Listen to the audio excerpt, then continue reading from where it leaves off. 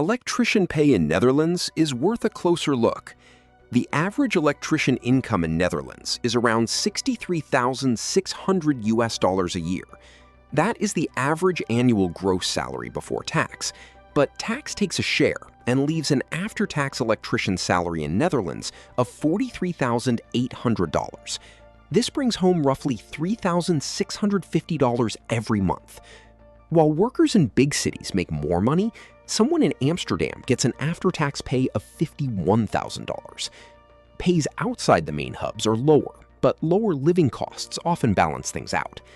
Entry-level wages sit below these numbers, though you'll see how much does electrician make in Netherlands grow quickly as you gain skills.